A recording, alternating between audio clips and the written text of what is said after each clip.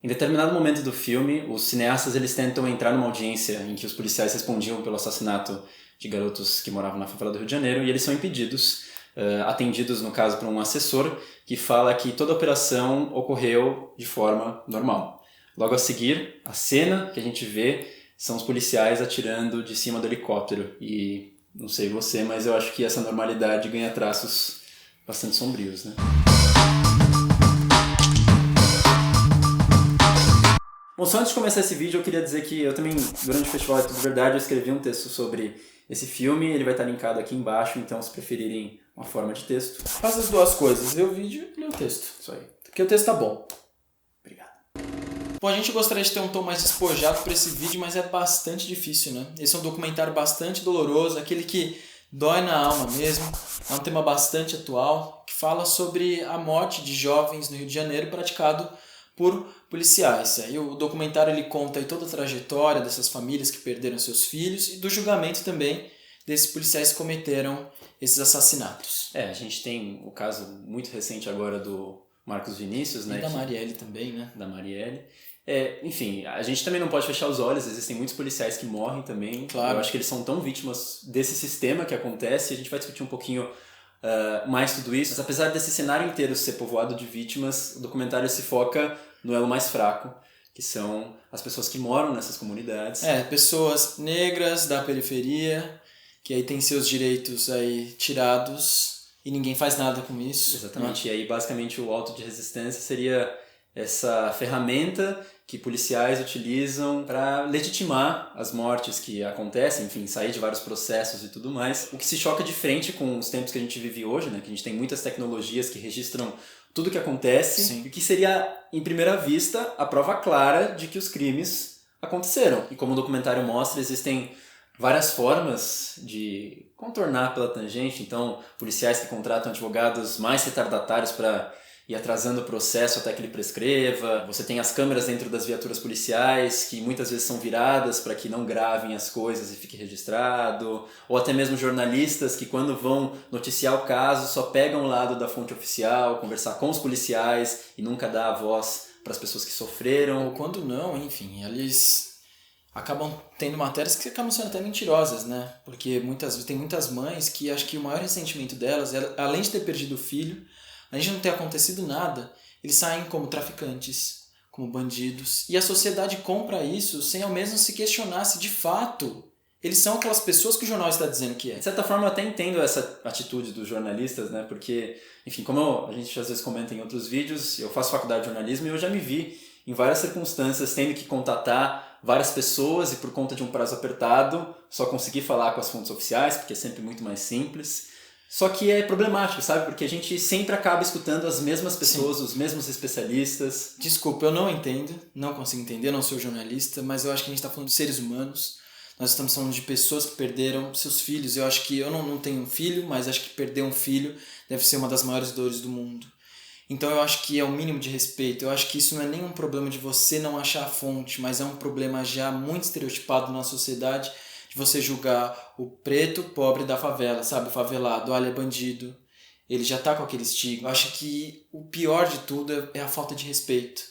Isso pode se tornar até quase uma fake news, Sim. Que é outra coisa que a gente já discutiu em outros vídeos e que é um problema terrível, sabe? O que eu quero dizer é que quando a gente acaba escutando apenas as fontes oficiais, esse discurso que você falou que é estigmatizado está encampado na voz Sim. dessas pessoas. Então, é uma coisa muito problemática, porque se a gente for pegar até jornalismo de outros países, a gente tem uma forma de escrever a narrativa de uma forma diferente, né? No Brasil, a gente tem muito isso de dar a voz aos especialistas e o jornalista ser basicamente que um cara que vai filtrar isso e transmitir. Ele parece que não tem um pensamento, uma reflexão sobre isso. Então, é problemático porque a gente, às vezes, não consegue colocar o nosso ponto de vista. E quando o jornalista coloca, às vezes a gente é censurado por um editor, enfim. Sim. Então é muito problemático e eu acho que isso também tem muito a ver com o fato de que as pessoas que consomem essa mídia tradicional são pessoas que já sabem o que querem escutar e essas pessoas que produzem, obviamente, vão produzir o que elas querem, porque senão Sim. não rende dinheiro. Né? E o que me deixou... Então é um problema meio sistêmico, assim, sabe? E outra coisa que me deixou muito chocado também é porque eu vi críticas de outros amigos, a gente teve contato com outras pessoas que viram esse filme e falaram sobre ele. E o hate que eles tiveram foi um hate muito grande de pessoas dessa classe média e que não pertencem a esse ambiente, criticarem e falarem que aquilo não se passava de mentiras. Que aquelas pessoas estavam lá e que os assassinatos aconteceram porque eles deveriam acontecer. Então isso é muito assustador, porque pessoas estão sendo assassinadas todos os dias, de maneira gratuita, e ninguém faz nada, e ainda acha que é uma atitude correta de uma polícia militarizada. E só comentando essa parte do jornalismo ainda, eu acho que o filme ele consegue mostrar isso de forma estética, né? Porque além do filme ele tem um tema muito importante, ele é muito plástico, né? Um dos diretores do filme, Lula Carvalho, ele foi diretor de fotografia de filmes como Tropa de Elite, Robocop, então ele tem uma plasticidade muito boa. E nesse filme fica muito forte isso na crítica que tem os jornalistas, porque, não sei se você lembra, a primeira cena do filme a gente vê uma mãe chorando, só que a câmera não foca só essa mãe, foca também um jornalista meio distante, como se fosse quase um abutre. Não sei se você tem essa sensação. Sim, que é o que acontece muito, né? Essa mídia sensacionalista faz assim, perguntas muito indiscretas para essas pessoas. Por exemplo, a pessoa acabou de perder o filho, ele vai lá perguntar, mas o que você está sentindo? Exatamente. Porra, o que ela está sentindo?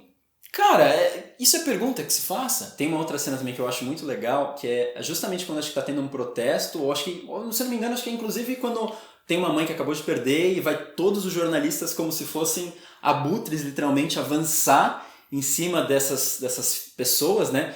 E que é muito irônico, né? Porque ao mesmo tempo em que talvez, o filme inclusive mostra isso, os jornalistas sejam as pessoas mais fisicamente próximas delas, emocionalmente talvez elas sejam as mais distantes, né? Não, isso que você falou da falta de respeito dos jornalistas, e a gente pode pegar o próprio caso desse documentário, né? Porque o documentário, de certa forma, é um produto jornalístico, né? Nesse filme. Sim, claro, com certeza. E, pô, eles demoraram acho que 2-3 anos para fazer um filme retratando o percurso de 3 famílias. Enquanto, por exemplo, um Estadão, uma Folha, enfim, qualquer veículo noticioso grande, eles vão escrever em 2 horas uma nota, às vezes nem isso, para sair uma coisa que aconteceu de uma morte no dia anterior. Então, é interessante que o documentário ele tenha esse respiro para que a gente possa analisar de uma forma mais complexa, né? Eu acho que isso torna a coisa muito mais fria, assim, como sociedade, sabe? Como esses veículos tratam, porque são situações tão corriqueiras, são situações, infelizmente, que estão cada vez mais comuns, que esses meios de comunicação tratam como se fosse algo, assim, banal. E aí eles acabam não dando uma atenção devida, uma atenção que eu acho que ela precisaria ter para entender o problema dessas pessoas, para entender o problema daquela sociedade ali, sabe? Que claramente vive à base do medo. Mais uma vez, para mim, o grande problema, não só do jornalismo, mas como outras coisas que a gente vai comentar também, é essa lógica mercadológica da coisa. Eu acho que é muito problemático porque, no fundo, o Estadão, uma Folha, ela precisa ganhar dinheiro como qualquer outra empresa. Exatamente. E, enfim, às vezes preza mais pela quantidade do que pela qualidade. E aí você acaba, enfim, ganhando em cima da desgraça alheia, que é o que a gente vê nem vou citar o nome desses programas aí que a gente tem na TV aberta, de jornalismo, né? Uhum. Que eles claramente são abutres, novamente, né? Volto. Porque eles acabam também criando um estado de medo na população, né? Porque o tempo inteiro eles estão falando que a cidade é extremamente violenta. Fica meio que num inconsciente coletivo de que existe esse problema. E você acaba fazendo com que o cidadão, a pessoa, ela cria um estado de medo ali, que ela acaba deixando de fazer certas coisas, ela acaba deixando de transitar pela cidade, ela acaba deixando de... Enfim, ela cria uma série de patologias que são seríssimas, né? Eu mesmo tenho casos de familiares, já viajei para outros estados, que eles falavam assim, nossa, que acompanham esses programas, eles falavam, mas como você sai na rua depois das 7 da noite? Você entende como que cria esse estado de pânico? Bom, que nem eu disse lá no início, eu acho que essa coisa é muito sistêmica, né? Todos os indivíduos no meio dela são vítimas, inclusive os policiais. É uma coisa que eu quero deixar muito claro, porque várias dessas pessoas que você comentou, que sofreram hate e tudo mais, qualquer comentário que as pessoas traçavam, a primeira coisa que aparecia lá embaixo era mas os policiais também morrem. E que o filme também mostra o seu porta-voz, né, que o vereador Carlos Bolsonaro, ele comenta que... Não gosto nem de lembrar, porque me dá um ódio só de lembrar dessa pessoa. E, enfim, ele comenta que esses policiais eles também são tão vítimas quanto, mas que a culpa disso tudo são os direitos humanos. Claro que são os direitos humanos, né? Óbvio. Mas o que eu queria comentar é que, sim, eles também são vítimas, mas não dos direitos humanos, como o Bolsonaro comenta, mas de pessoas como ele, que defendem um Estado que atira antes de perguntar, um Estado que defende a militarização quando vários países que a gente toma como modelo, os países nórdicos lá, Islândia, Noruega, vão pelo caminho contrário, um Estado que, como você comentou, já associa a figura do negro ao traficante, ao meliante, um Estado que inviabiliza a discussão com relação à legalização das drogas e regulagem do governo, que por um lado traria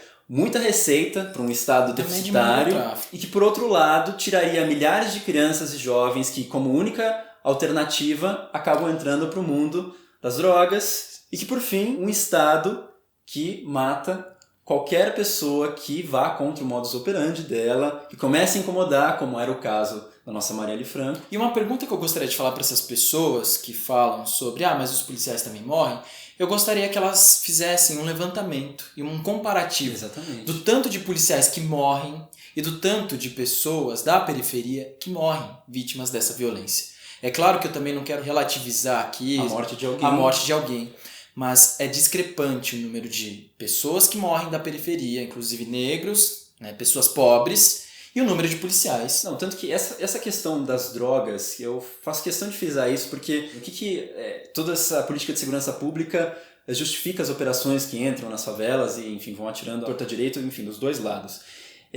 Que isso seria meio que um combate às milícias, um combate às drogas. Mas imagina, se existe um debate maior com relação à legalização, à regulamentação disso tudo, os policiais não precisariam subir porque não teria quem traficar, e essas pessoas também não precisariam entrar nesse mundo e combater os policiais e acabar matando eles também da mesma forma. Uma pergunta que é feita no filme é, será que se fosse no bairro de classe média alta, as pessoas seriam tratadas daquela maneira? Obviamente eu acredito que não, né? Porque quando você assiste o filme, você vê das câmeras que são gravadas dos policiais, você vê que não há ali quase que nenhum grau de humanidade naquelas pessoas. Que eles têm quase que um prazer, é quase como se fosse uma diversão realizar aquilo que eles realizam, sabe? Eles matam as pessoas com um sorriso no rosto.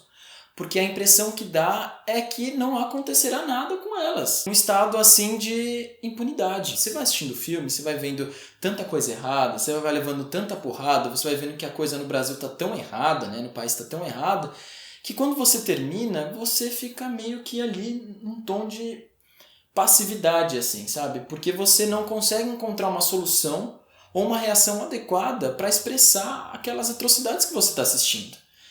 Então, assim, é assustador, é triste e é desolador, assim. Essas são as palavras que eu poderia dizer para o que a gente está vivendo hoje.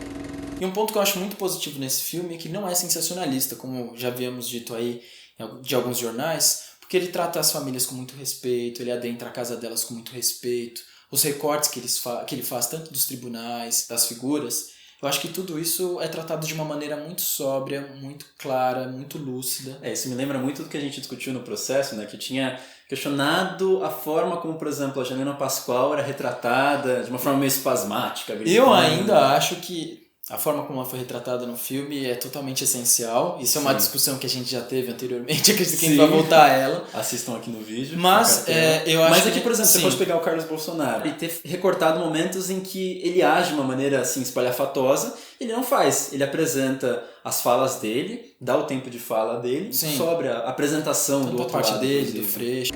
Você comentando isso de ele adentrar as casas, de adentrar as audiências, é uma coisa que eu queria comentar agora, entrando de fato para a parte mais estética do filme, da questão da montagem aqui.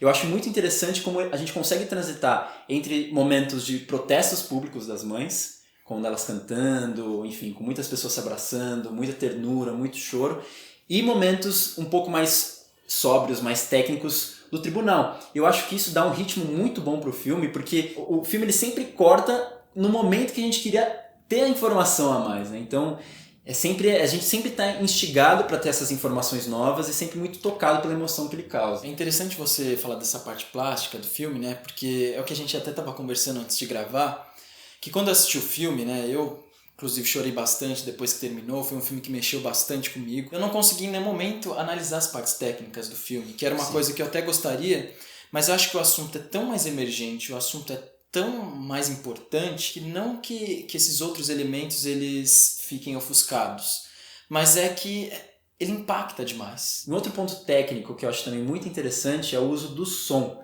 mais especificamente da ausência do som. Então, logo no começo do filme, tanto nessa cena que eu falei do abutre, né, tanto quanto uma outra que algumas famílias carregam o caixão dos filhos para ser sepultados, você não escuta o choro dessas pessoas, você não escuta sequer, enfim, as falas dela.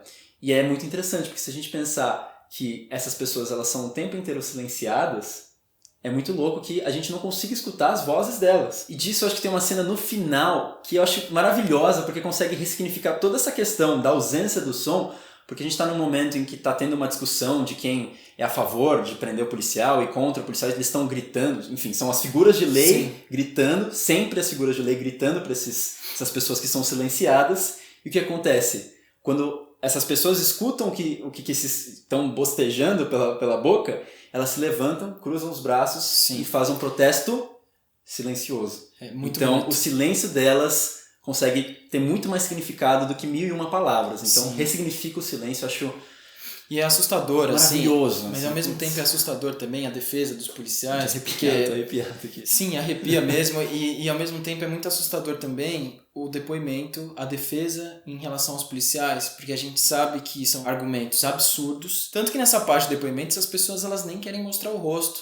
Talvez por elas entenderem aí de certos absurdos dessa defesa do que está sendo dito, né? E é engraçado, quando você esconde o rosto de uma pessoa que, enfim, é mais desfavorecida, o que acontece? Ela está sendo silenciada. Quando você esconde o rosto de uma pessoa que causa isso tudo, é como se a gente estivesse protegendo ela. Então, exatamente. É meio perigoso, mas o que eu acho interessante disso que você comentou é esses estigmas que a gente falou, né? A gente sempre tem muito a ideia, enfim, a literatura muito construiu isso do corpo negro sexualizado, daquele animalesco. E tem uma cena nesse filme que me incomoda demais, que é quando uma advogada vai falar para um cara que, enfim, tinha sido baleado quando era criança, se levantar e fala: veja esse menino, você acha Cara, que isso é absurdo. Você acha que esse menino em algum momento poderia ser baleado? Olha como ele é forte, olha...